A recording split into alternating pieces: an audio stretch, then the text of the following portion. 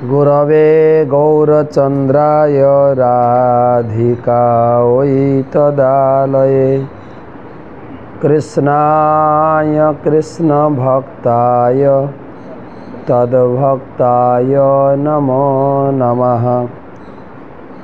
वन्दे अहं श्रीगुरो श्रीयुतापदकमलं श्रीगुरून् वैष्णवांश्च श्रीरूपं साग्रजातं सहगण रघुनाथान्वितं तं सजीवं साद्वैतं सावधूतं परिजनसहितं कृष्णचैतन्यदेवं श्रीराधाकृष्णपादान् सहगण ललिता श्रीविशाखान्वितांश्च नमः विष्णुपादाय कृष्णप्रेष्ठाय भूतले श्रीमते भक्तिवेदान्त स्वामिनिति नामिने। नमस्ते सारस्वती देवे गौरवाणी प्रचारिणे निर्विशेष शून्यवादी पाश्चात्यदेशतारिणे। नमः विष्णुपादाय कृष्णप्रेष्ठाय भूतले श्रीमते जयपताका स्वामिनिति नामिने। नमाचार्यपादाय निताय कृपाप्रदायिने गौरकथाधामदाय नागरग्रामतारिणे। आजनुलम्बितभुजौ कनकावदातो संकीर्तनैकपितरौ कमलायताक्षौ विश्वम्भरौ द्विजवरौ जुगधर्मपालौ वन्दे जगत्प्रियकरौ करुणावतारौ। जय श्रीकृष्ण चैतन्य प्रभु नित्यानंद श्री अद्वैत गदाधर शिवासादि श्री गौर भक्तबिंद। हरे कृष्णा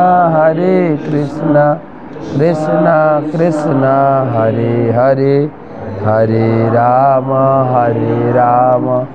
राम राम हरे हरे। ओम नमो भगवते वासुदेवाय। ओम नमो भगवते वासुदेवाय। ओम नमो भगवते वासुदेवाय। नारायणं नमस्कृत्य नरं चैव नरोत्तमं देवीं सरस्वतीं व्यासं ततो जयमुदीरयेत्। शान्ताकारं भुजगशयनं पद्मनाभं सुरेशं विश्याधारं गगनसदृशं मेघवर्णं शुभांगं लक्ष्मीकान्तं कमलनयनं योगिभिधन्यगम्यं वन्दे विष्णु भवभयहरं सर्वलोकैकनाथं। तमादिदेवं करुणानिधानं तमालवर्णं सुहृदावतारम् अपार संसार समुद्रसेतुं भजामहे भागवत स्वरूपम। ग्रंथराज श्रीमद्भागवतम चतुर्थ स्कंधे त्रिंशति अध्याय आज के सप्तदश श्लोक থেকে আলোচনা।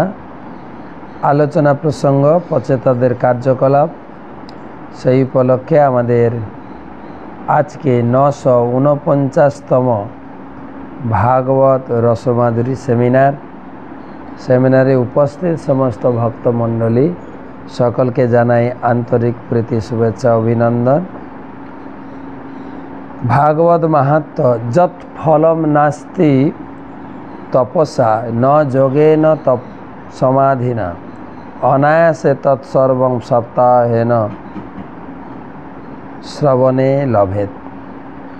যেটা অনেক সাধ্য সাধনা করে, তপস্যা যোগ সাধনা করেও লাভ করা যায় না।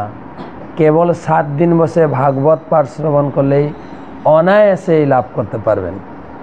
তো আমরা 7 দিন না, প্রতিদিন শুনছি। এটা আমাদের বহু জন্মের স্বীকৃতি সঞ্চয়ের ফলে ভাগবত পাঠ শ্রবণের সৌভাগ্য লাভ হয়েছে। তো আজকে আমরা আলোচনা করব 17 শ্লোক থেকে। দিব্য বর্ষ সহস্রাণাং, বলুন, সহস্র মহতৌজস ভৌমান ভক্ষ্যত ভোগান বৈ দিব্যাঞ্চানুগ্রহান মম। দিব্য বর্ষ সহস্রাণাম সহস্র মহতৌজস ভৌমান ভক্ষ্যাথ ভোগান বৈ দিব্যাঞ্চানুগ্রহান মম। ভগবান তিনি প্রচেতাদের তপস্যার সামনে আবির্ভূত হয়েছেন। এর আগে যারা নিয়মিত ক্লাস শুনছেন যে প্রাচীন বহির্সতের পুত্ররা 10,000 বছর জলের নিচে তপস্যা করেছেন। তাদের তপস্যায় সন্তুষ্ট হয়ে ভগবান বিষ্ণু তাদের সামনে এসে উপস্থিত হয়েছেন। ভগবান বিষ্ণু প্রচেতাদেরকে আশীর্বাদ প্রদান করছেন। এর আগের শ্লোকগুলো পড়েছেন যে আমি তোমাদের উপরে সন্তুষ্ট, কেননা তোমরা সৌহার্দ্যপূর্ণ 10 ভাই একসঙ্গে তোমরা আমার ভজনা করেছ, একসঙ্গে বসে তোমরা আমার উপাসনা করেছ এবং শিবের নির্দেশ অনুসারে তোমরা আমার ভজনে যুক্ত হয়েছে। তোমাদের কল্যাণ হোক। তোমাদের যে পিতার আদেশ মেনে তপস্যা করে ভগবানের সেবায় যুক্ত হয়েছ, তাই তোমাদের খ্যাতি যুগ যুগ ধরে লোকে গাইবে। এক হচ্ছে শিবের নির্দেশে আমার ভজনা করেছ, দ্বিতীয়ত হচ্ছে ভাই ভাই মিল, আর তৃতীয় হচ্ছে পিতার আদেশ পালন করেছে। এই সংসারে লোকের প্রতি খুব উত্তম শিক্ষা। ভাই বোনের মিল থাকতে হবে, হ্যাঁ, আর কি করতে হবে? পিতার আদেশ পালন করতে। পিতার আদেশ ছিল ভগবানের ভজনা করো, আর ছিল গুরুদেব ছিলেন শিব ঠাকুর। শিব ঠাকুর নির্দেশে ভজনা করেছে। তো এইগুলো আমরা পেয়েছি তো নাকি ভক্তিতে, নাকি এগুলো বাদ গেছে? পেয়েছি সবাই, হ্যাঁ।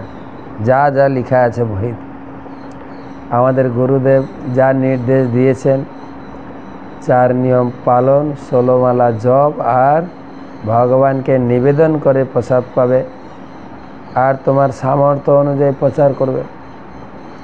আচ্ছা, দ্বিতীয় হচ্ছে এখানে নির্দেশ করা হচ্ছে সবার প্রতি সৌহার্দ্যপূর্ণ ব্যবহার।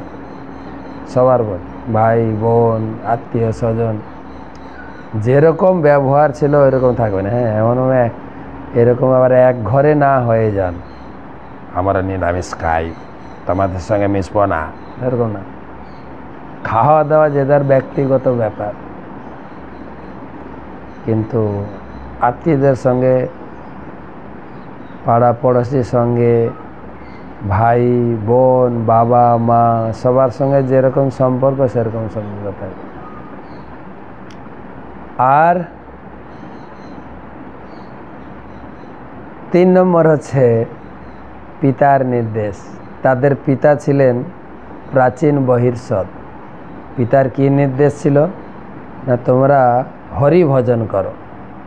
সেই রকম যদি আমরা পিতা পাই যে যিনি আমাদের বাবা মা আমাদেরকে কিসে নিযুক্ত করবেন, তারা হরি পূজা কর, হরি সাধন কর, সেই বাবা মায়ের নির্দেশ পালন করতে হবে। এই 3টা কাজ। তো আজকের শ্লোকে বলছেন, হে রাজপুত্রগণ, এর আগের শ্লোকে আরেকটা কথা বলেছেন, তো তোমরা এখন ঘরে যাও, সংসার করো।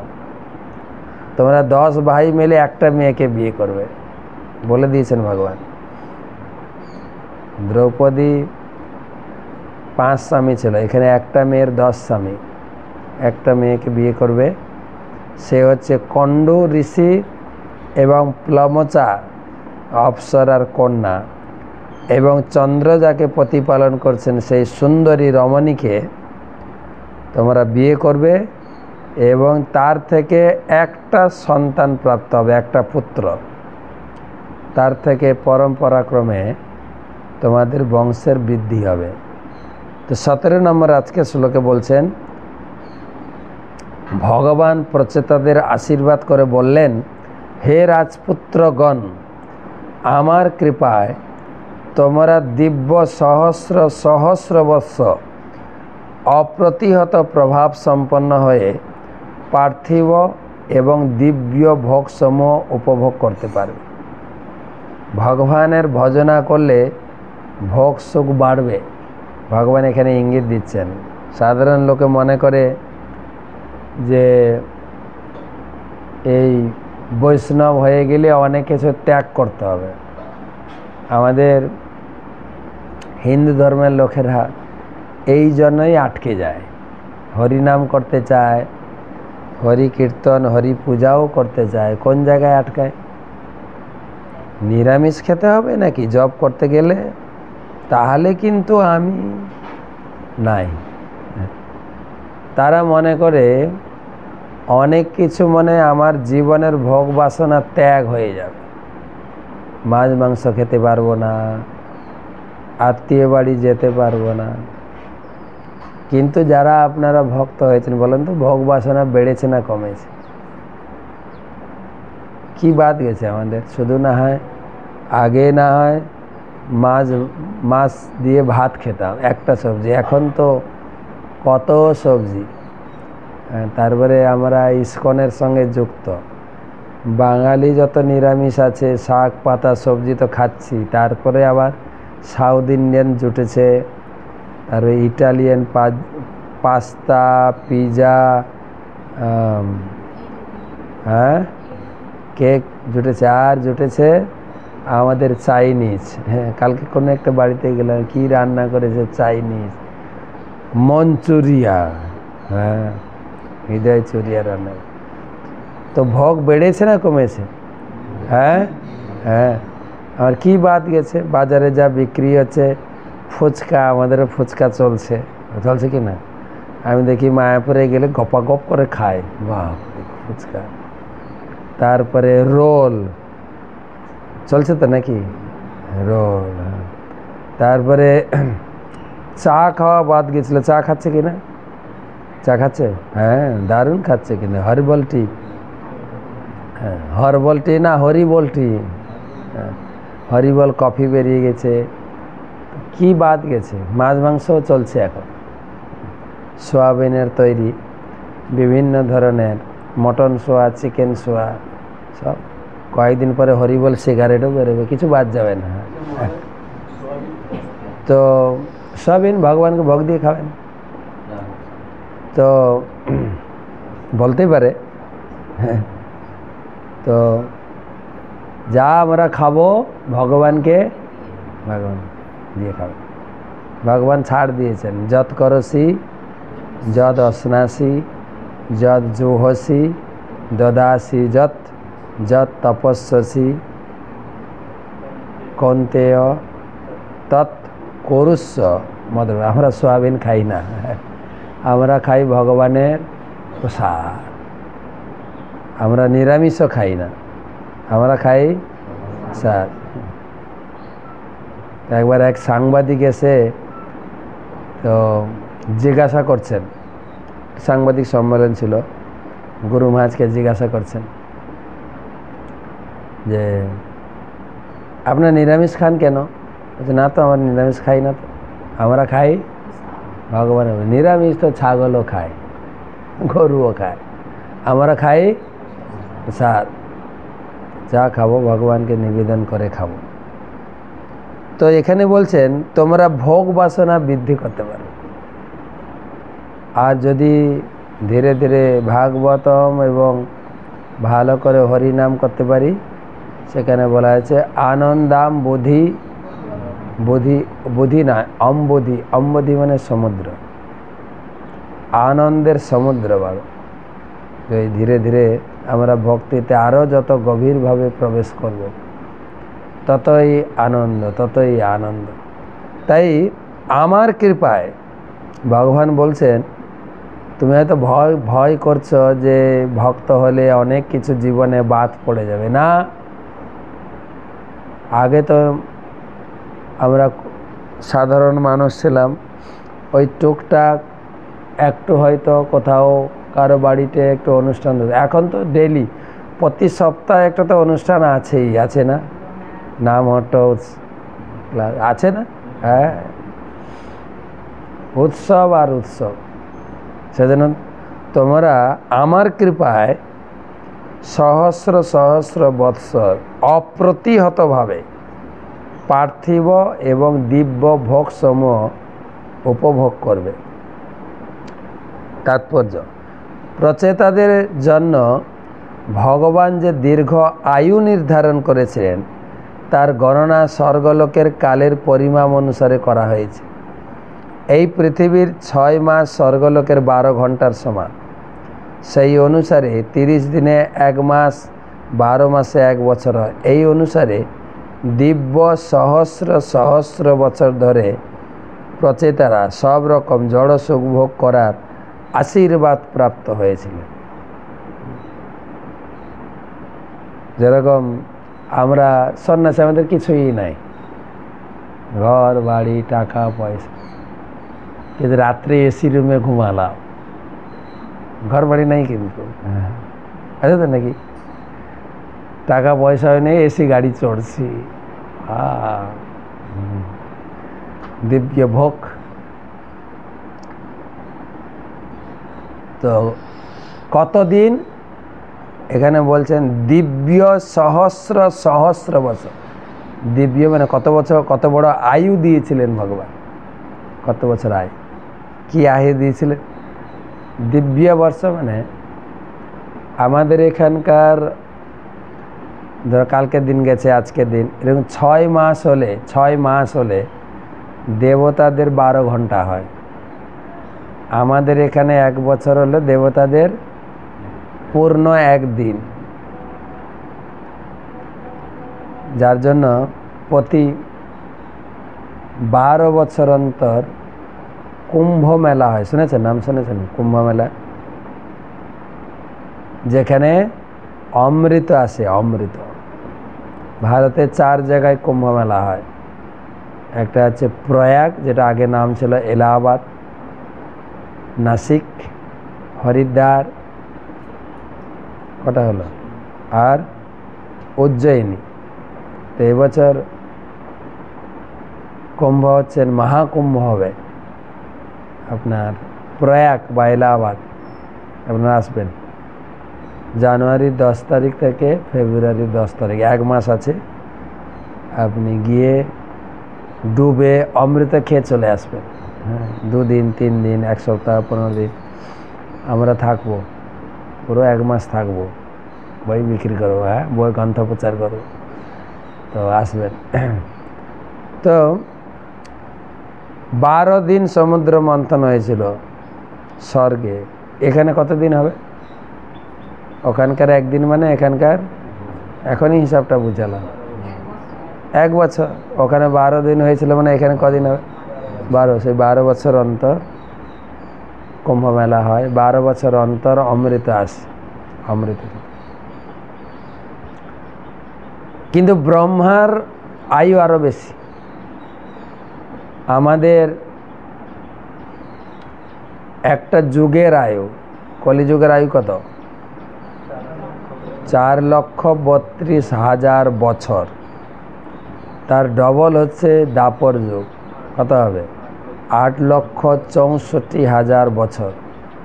তার 3 গুণ হচ্ছে ত্রেতা যুগ, 12,96,000। কলিযুগের 4 গুণ হচ্ছে সত্যযুগ।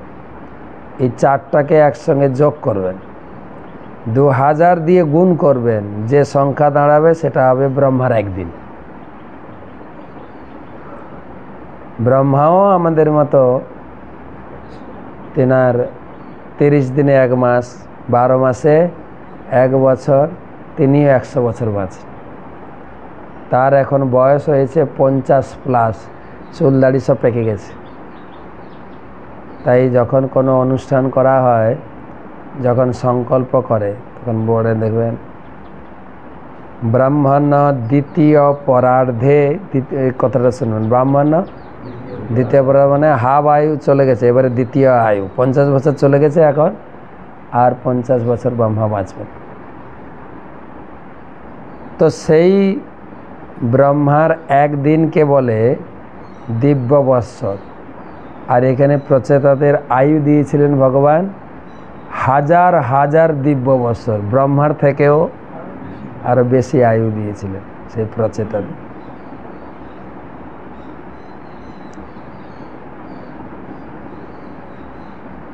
যদিও এই আয়ু অত্যন্ত দীর্ঘ, কিন্তু প্রচেতারা পূর্ণরূপে দৈহিক শক্তি সম্পন্ন হয়ে এই দীর্ঘ আয়ু অতিবাহিত করার আশীর্বাদ ভগবানের কাছ থেকে লাভ করেছিলেন।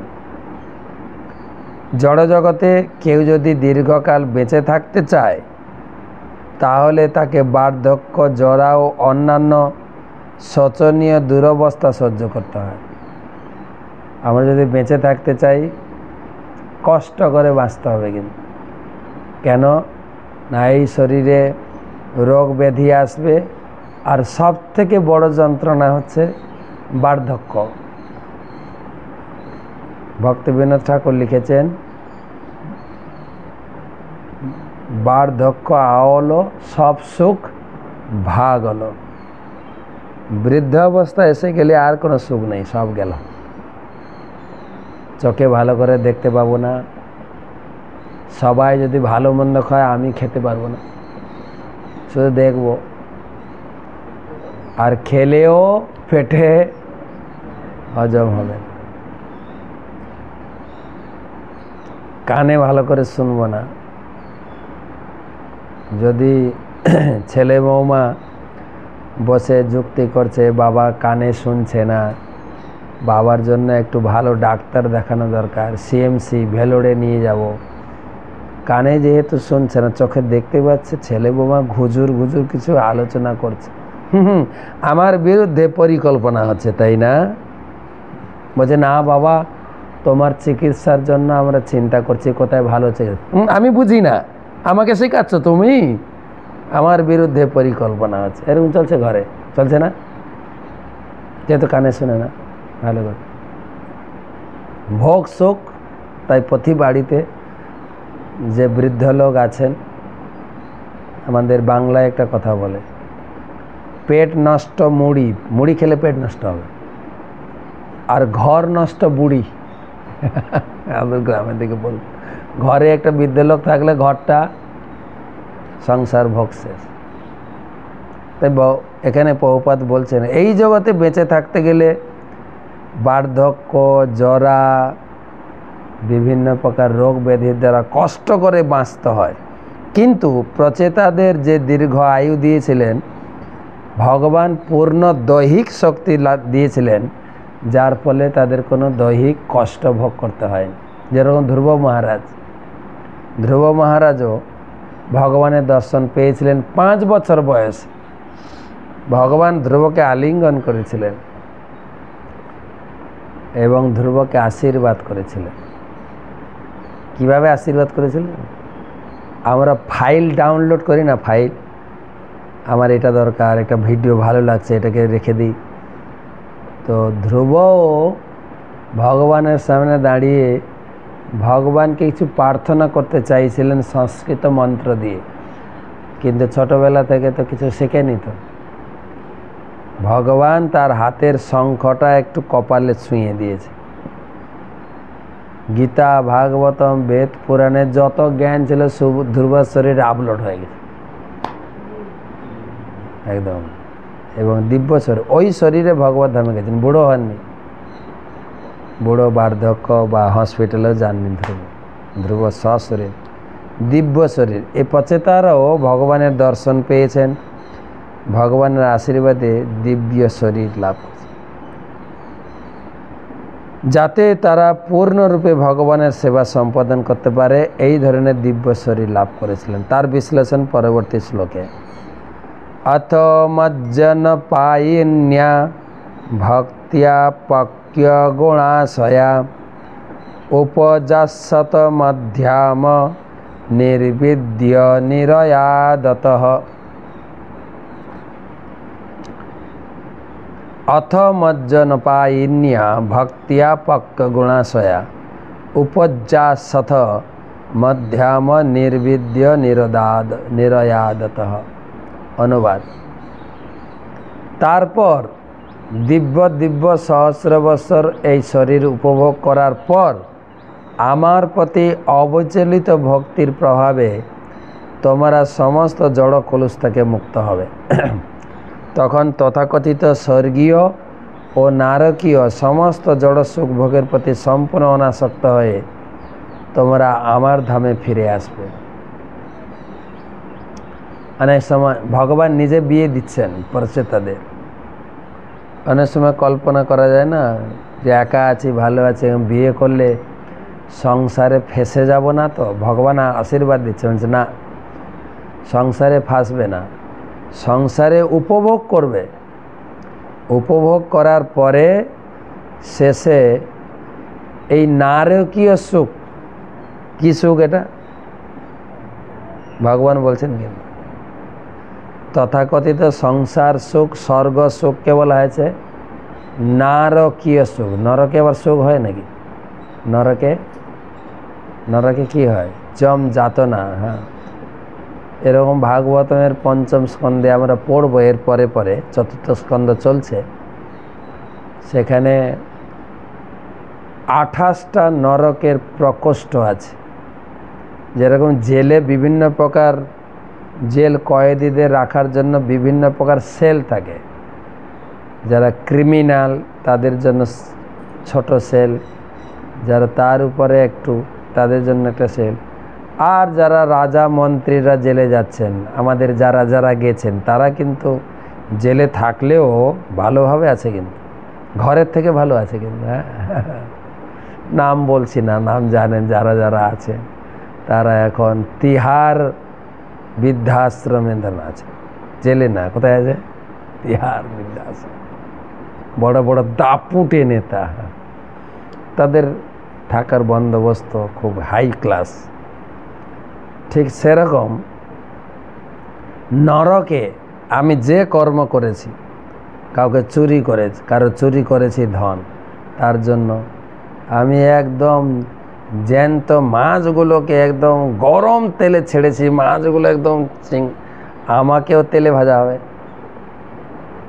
একদম গরম তেলে ভাজবে, কিন্তু আলাদা জম যাতনা, মরবে না। কিন্তু এই জগতে হয়তো বেশি কষ্ট দিলে লোক মরে যাবে, কিন্তু ওখানে মরবে না, জম যাতনা পাবে, মরবে না।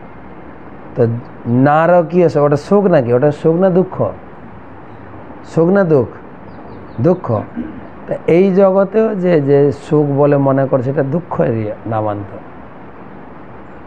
দুঃখ সাময়িক মনে হয় সুখ, কিন্তু সুখ না, দুঃখ। লোকে বলে না, চলো একটু ভালো মন্দ খেয়ে আসে, ভালোর সঙ্গে মন্দ জুড়া আছে, কিন্তু চলো একটু ভালো মন্দ দেখে আসি, ভালোর সঙ্গে মন্দ সব জায়গায় লাগানো আছে, ভালো মন্দ দেখে আসি, ভালো, সেজন্য এটা সুখ নয়। হিসাব করে মিলিয়ে নেবেন সব। ছেলে আছে, বিয়ে করাবো, বৌমা এসে আমার ঘং সংসে, এসো মা লক্ষ্মী বসো ঘরে, লক্ষ্মী আসছে আমাদের সেবা করবে। দেখা গেল লক্ষ্মীটাই জ্বালাতন হয়ে গেল। তুই বিয়ে করিসনি, ভালোই ছিলি তো, কাকে নিয়ে এলি রে? সব জায়গায়, শুধু বিয়ে টিয়ে না, সব জায়গায় দুঃখ আর দুঃখ আর দুঃখ। ভগবানের কৃপায় পচেতারা বিশেষ সুযোগ সুবিধা প্রাপ্ত হয়েছিলেন। যদিও তারা জড় সুখ ভোগ করার জন্য লক্ষ লক্ষ বছর বেঁচে থাকতে পারতেন, তবুও তারা ভগবানের প্রেমময় সেবা থেকে বিচ্যুত হননি। এইভাবে পূর্ণরূপে ভগবানের সেবায় যুক্ত হয়ে প্রচেতারা জড় আসক্তি থেকে সম্পূর্ণরূপে মুক্ত হয়েছিলেন। জড় আসক্তি অত্যন্ত প্রবল। জীবদ্দশায় বিষয়াসক্ত মানুষ গৃহ, ক্ষেত্র, ধন জন, বন্ধু বান্ধব, প্রেম ভালোবাসা ইত্যাদি লাভের জন্য সচেষ্ট হয়। সে দেহান্তে স্বর্গ সুখও ভোগ করতে চায়, কিন্তু কেউ যখন ভগবানের সেবায় যুক্ত হন তখন তিনি জড়জাগতিক সুখের প্রতি সম্পূর্ণরূপে অনাসক্ত হন। জড়জগতে যারা উচ্চতর লোকে উন্নীত হন তারা সব রকম জড়জাগতিক সুখ ভোগ করে বলে মনে করা হয়, কিন্তু যারা নিম্নতর লোকে অধঃপতিত হয় তারা নারকীয় পরিস্থিতিকেও সুখ ভোগ বলে মনে করে। যেরকম শিল ভক্তি সিদ্ধান্ত সরস্বতী ঠাকুর লিখেছেন, একবার ইন্দ্র গুরুদেবের অভিশাপে এখানে শুকর হয়ে গেছিল। শুকরের শরীর প্রাপ্ত হয়েছিল। তো স্বর্গের রাজা ছিলেন, তো স্বর্গে রাজা নেই, স্বর্গ চালাবে কে? তাই ব্রহ্মা খুঁজতে এসে ইন্দ্র গেল কোথায়? দেখছেন ইন্দ্র কি হয়ে গেছে? শুকর কোথায় থাকে? রাজবাড়িতে থাকে না, শুকর কোথায় থাকে? শুকরে থাকার জায়গা কোথায়? কাদা, ড্রেনে পড়ে আছে, খুব আরাম জায়গা, এসি একদম ড্রেনে। ব্রহ্মা দেখে অবাক, হেরি তুমি নন্দনকাননে স্বর্গের ভোগের লোক, তুমি এখানে ড্রেনে পড়ে আছো, তোমাকে নিতে এসছি, চলো। কিন্তু ও বলছে আমি এত আরামে আছি, তুমি আবার স্বর্গটর্গ কি বলছো? এইটা আমার সব থেকে ভালো জায়গা। বলছে না তুমি ইন্দ্র, চলো। বাবা দাঁত নিয়ে তাড়া করতে এসছে বামাকে। হ্যাঁ, বেশি জ্ঞান দিয়ে না, এখান থেকে, আমি বেশ ভালো আছি। তো আমাদের অবস্থা হচ্ছে আমি বেশ ভালো আছি এই সংসারে, শুকরের মতো জীবন। প্রভুপাদ বুঝিয়েছে। এটা বাংলায় একটা কথা আছে, এর বাইরে জগৎ আছে তোমরা জানো না। এর বাইরে যে একটা সুখ আছে সেটা আমাদের কোনো ধারণা নেই, যেটা গুরুদেব এবং প্রভুপাদ বইতে প্রকাশ করছেন। আর সেই জায়গায় পৌঁছাতে গেলে কি করতে হবে? এই সুখটাকে বাদ দিতে হবে, তাহলে না ওই সুখে যাব। ভক্তি সিদ্ধান্ত সরস্বতী ঠাকুর আরেকটা উদাহরণ দিয়েছেন। একটা লোকের খুব খিদা পেয়েছে, এত খিদা পেয়েছে, খিদা পেলে পেটের যন্ত্রণা শুরু হয় না? এত পেটের যন্ত্রণা শুরু হয়েছে, ও কি করেছে, একটা জায়গায় গিয়ে একটা খুঁটিকে জড়িয়ে দিয়েছে, পেটে একটু চাপ পড়েছে, ব্যথাটা একটু কমেছে, কিন্তু খিদা তো আছে। তো একটা লোক ঠাকুরকে ভোগ দিয়ে প্রসাদ নিয়ে যাচ্ছে, তখন খুঁটিটা ধরা আছে, হ্যাঁ আমাকে কিছু খেতে দাও, হ্যাঁ আমার পেটের ব্যথাতে, খিদার জ্বালায় পেটের ব্যথাতে। তখন বলছে তুমি খুঁটিটা ছেড়ে দাও। খুঁটি ছাড়লে জ্বালা বেড়ে যাবে, খুঁটির জন্য আমার পেটের জ্বালাটা একটু কমে যাবে, খুঁটি ছাড়লে আমার জ্বালা বেড়ে, আমি খুঁটি ছাড়তে পারবো না। খুঁটি না ছাড়লে তুমি খাবে কি করে? না না আমাকে এইভাবে দাও, এইভাবে দাও, এইভাবে আমি খাবো। এইভাবে দিলে খেতে পারবে? দিয়েছে, খেতেও পাচ্ছে না, খুঁটিও ছাড়তে পারছে। এই হচ্ছে আমাদের অবস্থা। হ্যাঁ, যে এর বাইরে যে আমাদের ভগবত ভক্তি সুখ আছে, তো এই খুঁটিটা ছাড়লে না হবে, তাই তো নাকি? সেটাই বলছে। ভগবত ভক্ত এই স্বর্গীয় এবং নারকীয় উভয় পরিস্থিতির ঊর্ধ্বে। ভগবদ্গীতায় 14 অধ্যায় 26 শ্লোক অনুসারে ভগবত ভক্তের স্থিতি ভগবান বর্ণনা করেছেন, মাম চ ব্যভিচারেণ ভক্তি যোগেন সেবতে সগুণান সমতি তৈতান ব্রহ্মভুয়ায় কল্পতে। যে ব্যক্তি পূর্ণ ভক্তি সহকারে আমার সেবায় যুক্ত, তিনি কোনো অবস্থাতেই অধপতিত হবেন না। তিনি অচিরেই জড় প্রকৃতির সমস্ত গুণের অতীত হয়ে ব্রহ্মভূত স্তর প্রাপ্ত হন।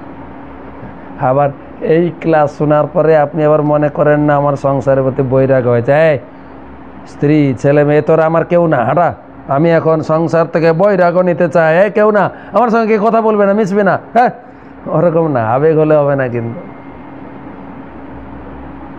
সংসারটা আমাদের গুরুদেব শিখিয়েছেন কিসের সংসার?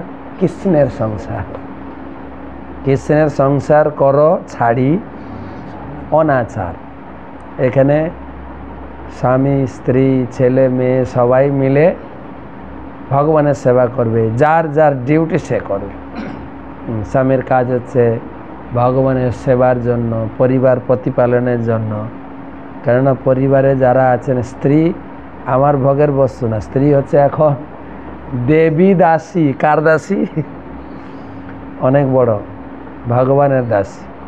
তো সবাই মিলে আমরা কার দাস দাসী? কৃষ্ণের সেবা করি। প্রভুর কাজ ইনকাম করা, মাতাজিকে ভালো করে সহধর্মিনী বাড়িতে ধর্মকর্ম করবে, অতিথি আসবে, ছেলে মেয়েদের দেখাশোনা করা, সামলান। ছেলে মেয়েদের পড়াশোনা তার দায়িত্ব তারা করবে না, পড়াশোনা করব না, ভগবানের ভজন করলে হয় না। যার যার ডিউটি করে এবং সংসারের প্রতি অনাসক্ত। তোরা সবাই হচ্ছে আমরা যে যার ভগবানের সেবক, এইভাবে তাহলে আমরা অনাসক্ত হতে পারি। ভক্তিবিনোদ ঠাকুর মাত্র 2টো বিয়ে করেছিলেন। ছেলে মেয়ে কত ছিলেন? 13 জন ছেলে মেয়ে ছিল, বেশি না। তথাপি ভক্তিবিনোদ ঠাকুরকে বলা হয় ষড় গোস্বামীর নাম শুনেছেন তো? শ্রীরূপ শ্রী সনাতন ভট্ট রঘুনাথ শ্রীজীব গোপাল ভট্ট দাস রঘুনাথ, 7 জন, 6 জন ষড় গোস্বামী। আর ভক্তিবিনোদ ঠাকুরকে বলা হয় সপ্তম গোস্বামী। এত বড় সংসারী হয়ে সরকারি বড় চাকরি করতেন। তিনি ছিলেন ডিএম, মানে ডেপুটি ম্যাজিস্ট্রেট ছিলেন ব্রিটিশ আমলে, তাও তাকে বলা হচ্ছে গোস্বামী। তাই এবার ক্লাস শুনে কি এবার বিশাল বৈরাগ্য যেন না হয়ে যায়, মুশকিল হয়ে যাবে। তাহলে মহারাজ শিখিয়ে দিয়ে গেছে, হায় হায় না। মন থেকে বৈরাগ্য থাকতে, সংসারে আমি বেশি দিন থাকবো না, আমার যা ডিউটি আছে আমি সৎ পথে আমার ছেলে মেয়েকে শিখিয়ে দিয়ে যাব, ভগবানের ভজনা করো। এবং যারা আমার আশেপাশে আছে তারাও দেখবে যে ভগবানের সেবা নিয়ে থাকে, কারোর সঙ্গে কারোর খারাপ ভালো দেখে না, সবার মঙ্গল চিন্তা করে, বাস লোকটা ভালো, সৎ পথে। ভগবত ভক্ত সর্বদাই ব্রহ্মভূত স্তরে অধিষ্ঠিত। আমি সংসারে থাকলেও সংসারে নেই, এই ঘর বাড়ি সব ভগবানের। যতদিন আমাকে থাকতে হয় থাকছি, আত্মীয় স্বজন আসবে তাদের দেখাশোনা করব, ছেলে মেয়েদের দেখাশোনা করব, আর ভগবানের সেবা করে চলে আর শিখিয়ে দিয়ে যাব সবাইকে। ঘরে থাকলেও ব্রহ্মভূত স্তরে থাকে। জড়জাগতিক সুখ অথবা দুঃখের জন্য তাকে কিছুই করতে হয় না। কেউ যখন অবিচলিতভাবে ভক্তিপরায়ণ হন এবং সমস্ত জড় আসক্তি ও জড় প্রকৃতির গুণের প্রভাব থেকে মুক্ত হন, তখন তিনি ভগবত ধামে ফিরে যাওয়ার যোগ্য হন। ভালো মন্দ সংসারে আসবেই, কিন্তু ভগবানের সেবা করলেই যে সবসময় ভালো থাকবে না, মাঝে মাঝে ভালোই দুঃখ আসবে, কিন্তু অবিচলিতভাবে সেবা করতে হবে। দুঃখ এলেও ভগবানের সেবা ছাড়া যাবে না। কিন্তু ভক্তি সিদ্ধান্ত সরস্বতী ঠাকুর বলেছেন, 1000 দুঃখের মধ্যেও হরি ভজন ছাড়বেন না। কেননা আমার মনে হয় সাময়িক দুঃখ মনে হচ্ছে, কিন্তু ভগবান তো মঙ্গলকামী, তিনি জানেন যে এটা দুঃখের না। হয়তো আপনি ভগবানের নাম করে একটা লটারি টিকিট কাটলাম, ঠাকুর যেন ফার্স্ট প্রাইজটা পেয়ে যায় 1 কোটি টাকা, তাহলে তোমার 50 আমার 50, মন্দিরে 50 লাখ টাকা দেবো আর আমি 50 লাখ টাকা। দেখা গেলো লাগলোই না, ঠাকুরের প্রতি না। ঠাকুর হয়তো দেখছে তোমার লটারি টিকিটটা লাগলে তোমার জীবনে কঠিন আছে, কিন্তু লটারি টাকা তুলতে কোথায় যেতে হবে? কলকাতা। এখানে তো দেবে না, কলকাতা। টাকা 1 কোটি টাকা নিয়ে তুমি ঘরে আসতে পারবে তো? না, তোমাকে খুন করে দেবে লোকে, দেবেই না। কেন? ভগবান জানেন আলটিমেট এর কিসে মঙ্গল হবে, ভগবান জানেন, কেউ জানে না। কে জানেন? আমার ভবিষ্যৎ কি হবে আমি জানি না, কিন্তু আমি শুধু পরিকল্পনা করি, টাকা পয়সা জমাবো, ঘর বাড়ি করব, আর যখন বয়স হবে পায়ের উপরে পা দিয়ে খাবো। এই জগতে কেউ পায়ের উপরে পা দিয়ে খায় না বয়স হয়ে গেলে, কেউ না, বৌমাও ছাড়ে না। বসে খাবে? বাবা বাচ্চাটাকে স্কুলে পৌঁছে দাও না, বসে তো আছো, কেউ পায়ের উপর। হ্যাঁ, পরিকল্পনা করে লোকে। সেই জন্য নিজের কর্তব্য পরায়ণ থাকতে, কর্তব্য। তা আমার ভবিষ্যৎ আমি জানি না, কে জানেন? ভগবান। আপনারা মহাভারত পড়বেন, যেখানে জয়দ্রথকে বধ করার সময়, হ্যাঁ, অর্জুন প্রতিজ্ঞা করেছিলেন না, যখন অভিমন্যু মারা গেল, অর্জুনের ছেলে অভিমন্যু কি করে মারা গেল না, সপ্তরথী মেলে নৃশংসভাবে হত্যা করেছে।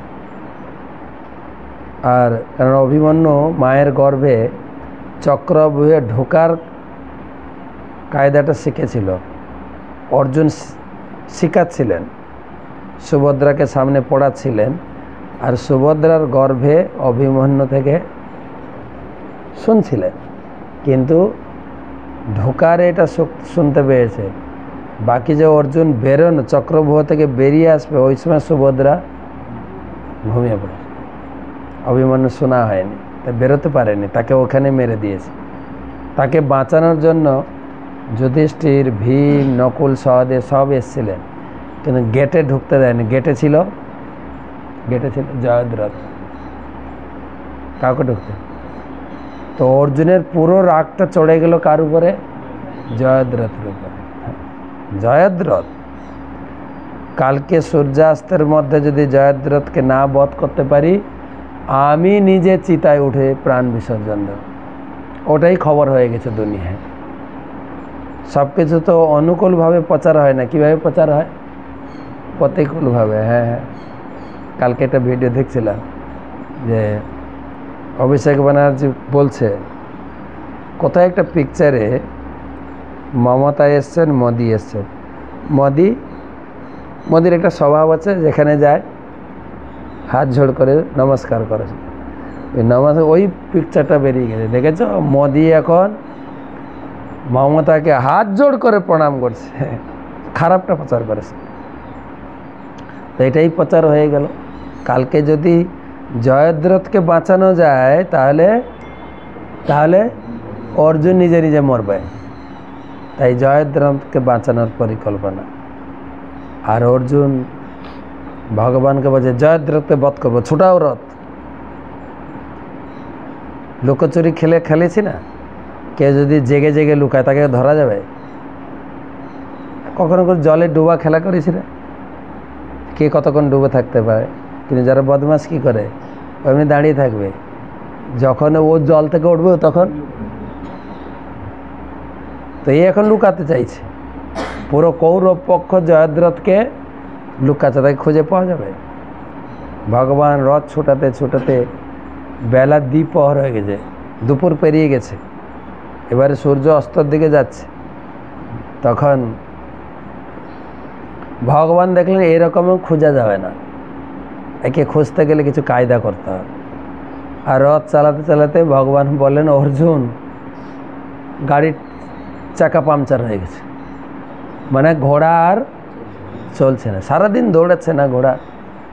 অর্জুনের তো আরও টেনশন বেড়ে গেল, কেন? টাইম যাচ্ছে তো, সূর্যাস্ত হয়ে গেলেই আমার মৃত্যু। বলছে, অর্জুন চিন্তা করো না, আমি তাড়াতাড়ি পাংচার সারাচ্ছি, চুপ করে দাঁড়াও। ভগবান মায়া সৃষ্টি করে একটা পুষ্করিণী তৈরি করলেন। পুষ্করিণীর পাড়ে সুন্দর সুন্দর কচি ঘাস, ঘোড়াকে স্নান করালেন, ঘাস খাওয়ালেন। এবারে চাকা রেডি, চলো এবারে উঠো। কিন্তু প্রশ্ন হচ্ছে তো লুকাচ্ছে, খুঁজবে কোথায়?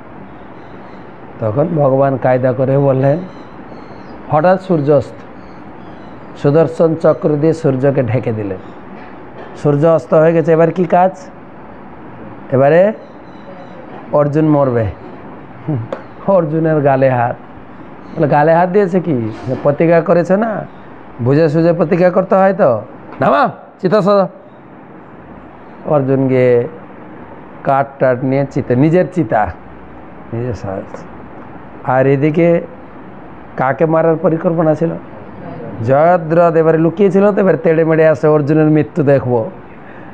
একদম ছিল কথা, একদম তেড়ে মেড়ে, এই চোর সরো সরো, হ্যাঁ এসে একদম অর্জুনের সামনে খাড়া।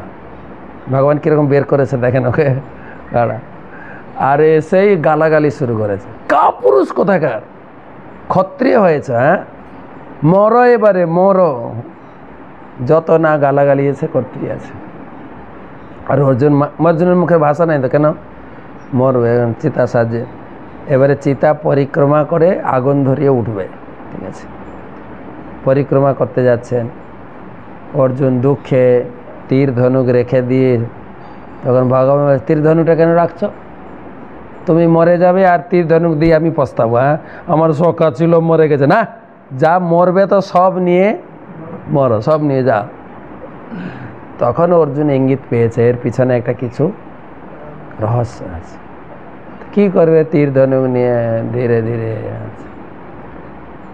দুই পাক হয়েছে, আড়াই পাক, 3 পাক হয়ে যাওয়ার পরে চিতা যে আড়াই পাক হয়েছে, বলছে অর্জুন এখনও কিন্তু সূর্য অস্ত যায়নি, দেখো সূর্য আছে। সঙ্গে সঙ্গে সুদর্শনকে সরিয়ে নিল, দেখো হ্যাঁ অর্জুন তো বুঝে নিয়েছে এবারে কে?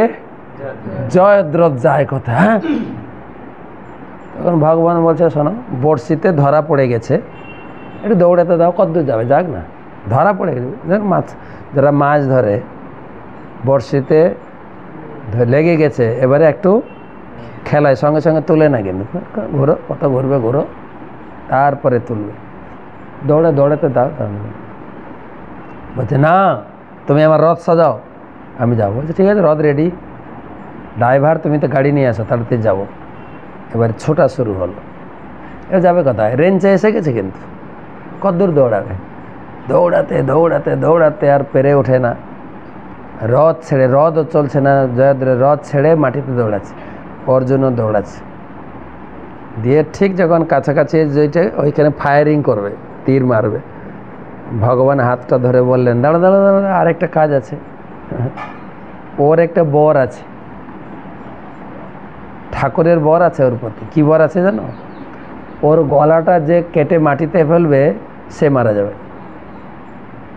সাবধান, তুমি যদি গলাটা কেটে মাটিতে ফেলো, কে মরবে? এটা কে জানতো? এটাই বোঝাতে চাইছিলাম, আমার ভবিষ্যৎ কে জানে।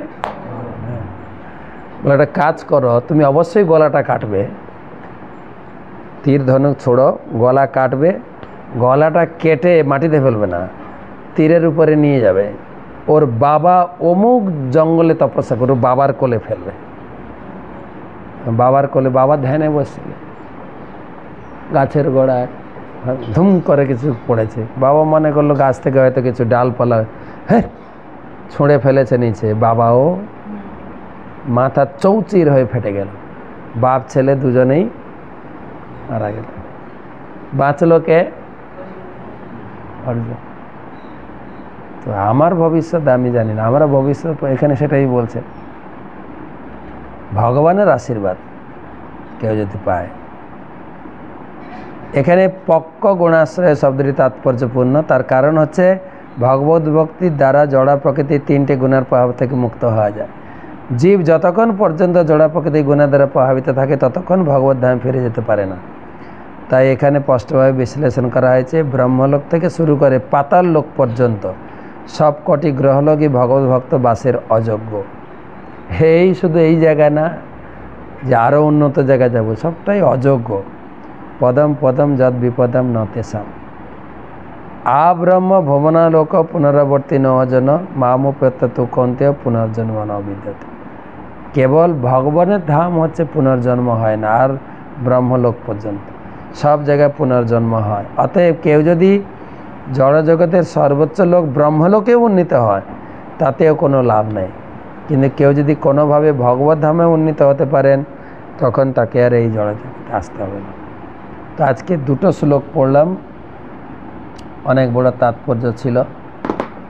তো আমাদের ভবিষ্যৎ কর্তা ভগবান, তাই সর্বাবস্থাতেই ভগবানের উপর নির্ভরশীল হওয়া উচিত। আজকের এই দুটো শ্লোকে ভগবান সেটাই বললেন, সংসার করবে, সংসার ভোগ করবে, কিন্তু আমাকে কেন্দ্রবিন্দু করে শেষে তুমি আমার ধামে চলে আসতে পারবে। তো এই পর্যন্ত থাক, আজকে আর প্রশ্ন নিচ্ছি না। আমাদের ভাগবতের স্কোরটা ঘোষণা করব।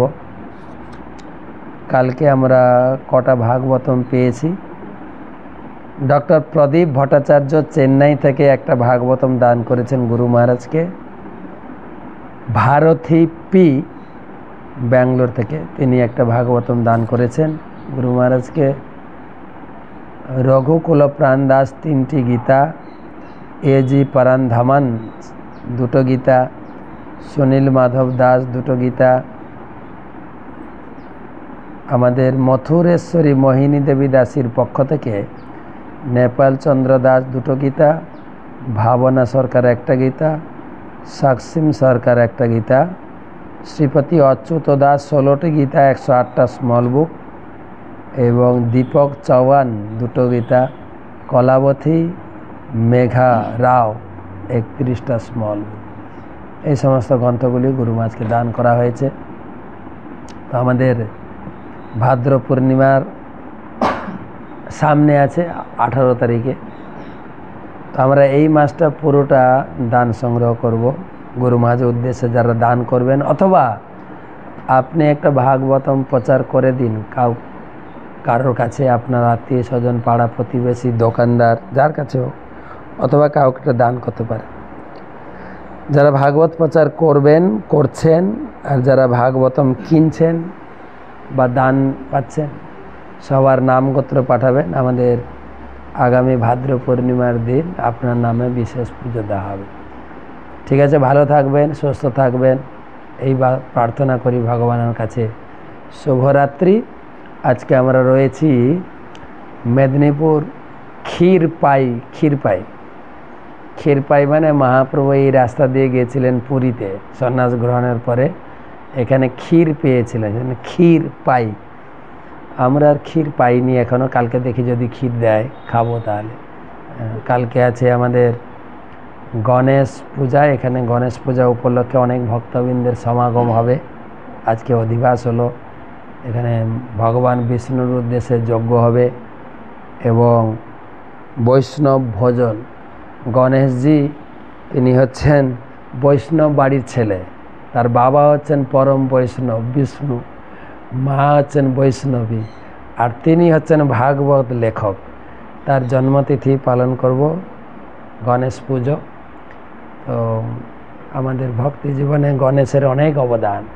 গণেশ হচ্ছেন নরসিংহদেবের পরম ভক্ত এবং তিনি হচ্ছেন ভাগবত লেখক। ব্যাসদেব বলেছেন, তিনি লিখেছেন।